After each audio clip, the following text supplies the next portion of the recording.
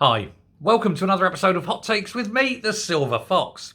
Now, it's that traditional thing where all the party leaders have to be, seen to be voting. So the cameras go along and they watch Rishi put his ticket in. They watched Keir Starmer put his in. They did John Swinney and so forth. And they've all done it. They've all had that. We've had the pictures of the dogs outside the polling booths. Again, it's all part and parcel. The theatre of the election. But there's one particular constituency I think I'd like to look at. And the reason is, it's quite interesting from a viewpoint of this channel particularly. After all, it's one we concentrated on quite in depth. That, of course, was Rutherglen and Hamilton West. This was after, of course, Margaret Ferrier got booted from office for all the terrible things she did during COVID and lying about it. That was, I think, the worst part of it. And then they had the whole recall petition that seemed to run forever. And then, of course, she lost the recall petition, and then there was the recall election. And again, another fight between Labour and the SNP, plus others, but it really was just Labour and the SNP. And everyone said how close it would be. The SNP were expected to take it, but only just. And then, of course, we cut to the BBC studio on the evening of the vote.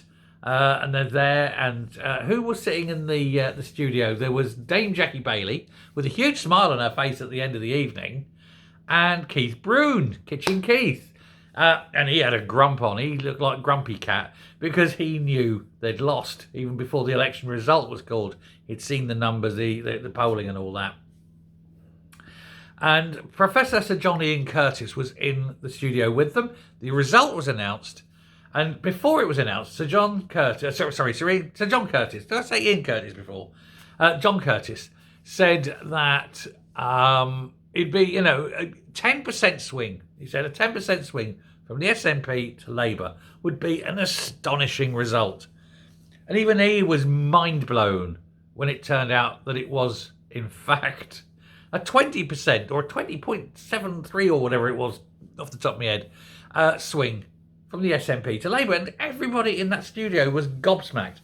Like I say, they just couldn't handle the swing. The SNP were blown out of the water. Now, this meant that Katie Loudon, who was pushing, throwing herself forward, was, not just beaten. This isn't just beaten.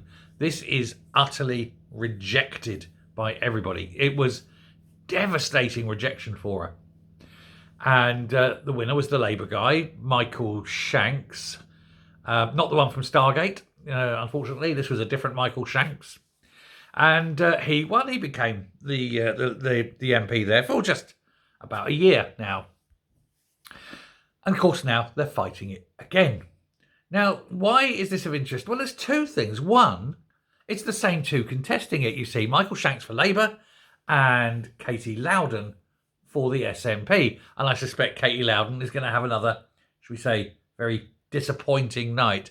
There are others standing. No hope of winning, of course. I'll just go through the names. I've got them here. There's a Gloria, because you have to be fair, don't you? There's a Gloria Adebo for the Lib Dems. Bill Bonner, Scottish Socialist Party. Gary Burns is the Conservative and Unionist Party, but he isn't going to do anything.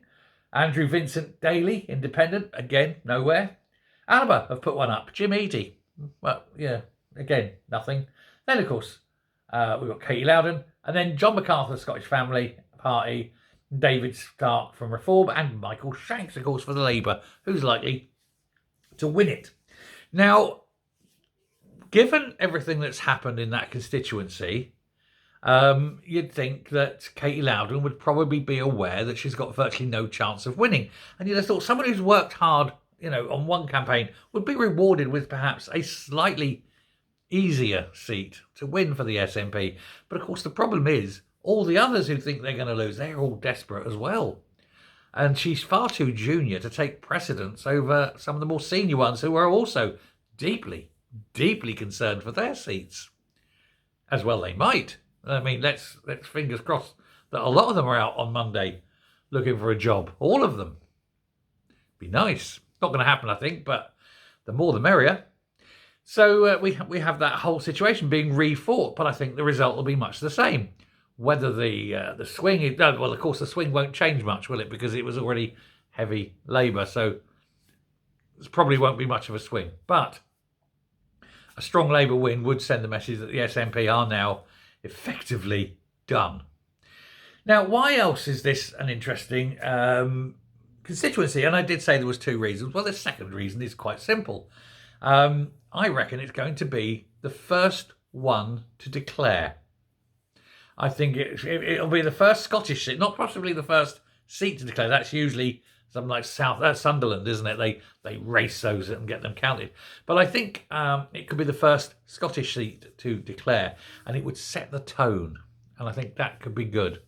So it's one that we mark up on our little calendar to be looked at probably about 1 o'clock in the morning, tomorrow morning. So another, 13 hours from now as I'm recording this, the people of Rutherglen and Hamilton West will have a new representative in the House of Commons. No, they won't. They'll have the same representative in the House of Commons, but not an SNP. That's the important thing.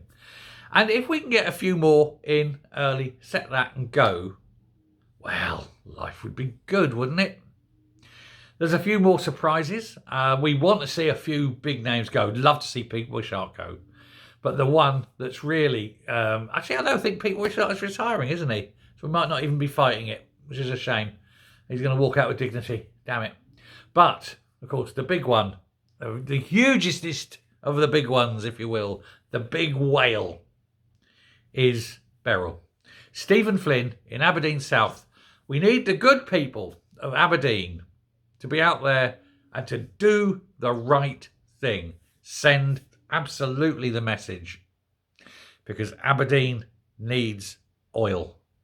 And for all the BS and all the spin and all the bollocks that Stephen Flynn comes out with about how it's important to him, he's a member of the party that wants to bring it all down. You have to remember that. So him going, though, I'd say that'd be a huge scalp, but he's already got one of them, hasn't he? Anyway, we'll round that there. I think there's going to be a lot of surprises, as I say, and it is just one of those things. I love election night. It's just a shame that it's going to be hell for the next few years, but, it'll get better. Anyway, thank you very much for watching. Do please hit the subscribe button, ring the bell, leave a like, definitely leave a comment. I'd like to hear. And until next time, I want you to stay safe, stay well. And if you haven't voted, get out and vote now. Go, go, go, run. Hasten ye on. Get your X in your box. Till next time, stay. Bye.